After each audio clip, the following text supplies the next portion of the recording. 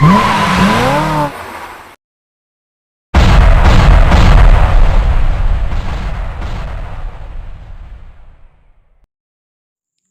सभी को जय मसीह की एक नए वीडियो में आपका फिर से स्वागत किया जाता है। जैसे कि आज का हमारा विषय है यीशु के पीछे चलने का अर्थ क्या है। विषय को बहुत ध्यान से सुने।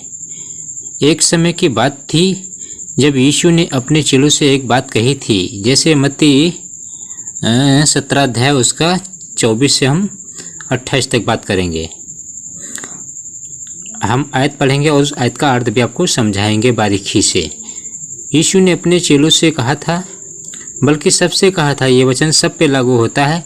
यीशु ने कहा था, तब यीशु ने अपने चेलों से कहा, यदि कोई मेरे पीछे आना चाहे, मतलब अपनी मर्जी से अगर कोई मेरे पीछे आना चाहे या मुझे स्वीकार करे कि मैं ही परमेश्वर हूँ, तो अपने आप का इनकार करे। अपने आप का इनकार क्या? कि मैं अब कुछ नहीं हूँ, यीशु तू ही सब कुछ है। तो उस मनुष्य को इनकार करना होगा, अपने आप को यीशु को देना होगा और अपना क्रूस उठाए और मेरे पीछे हो ले। यीशु ने ये शब्द कहे थे, अपना क्रूस उठाए और मेरे पीछे हो ले। अब क्रूस का मतलब ये नहीं कि हमें लकड़ी का बहुत बड़ा क्रूस बनवाना है, अपने कंधे पे लेके घूमने टहलना है, लेके घूमना इधर। तो ये यीशु का कहने का मतलब ये नहीं है। कि यीशु का कहने का मतलब है, अगर आपने मुझे अपनाया है, यीशु जानकर, परमेश्वर मुझे जानकर अपनाया है, तो मेरी आयतों का भी पालन करो, मेरे वचन का पालन करो, मुझ में बने रहो। 25 आयत,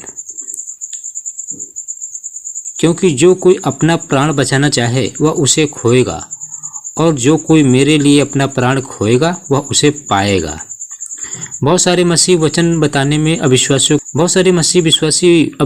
को वचन बताने में शर्माते हैं, झिझकते हैं और सोचते हैं कि अगर मैं उसे वचन बताऊंगा तो मुझे भरा बुरा कहेगा, मुझे गाली देगा, तो अपने आप को लजाते हैं यीशु का वचन सुनाने में अविश्वासियों को।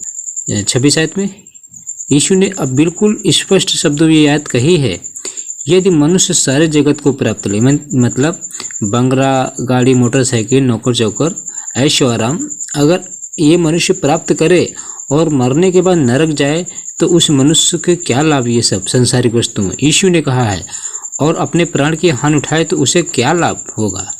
यानी ये साफ आयत बता रहे कि यीशु के कहने का मतलब है कि क्या मतलब निकलता है अगर मनुष्य स्वर्ग न जा पाए।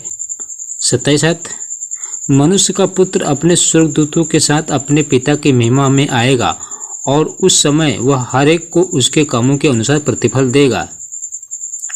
यीशु जब स्वर्ग से आएगा, हम सब मसीह विश्वासियों को लेने, तो स्वर्गदूतों के साथ आएगा, महिमा के साथ आएगा। तो हमें तैयार रहना। रैप्चर कभी भी किसी वक्त भी हो सकता है, तो हमें तैयार रहना है।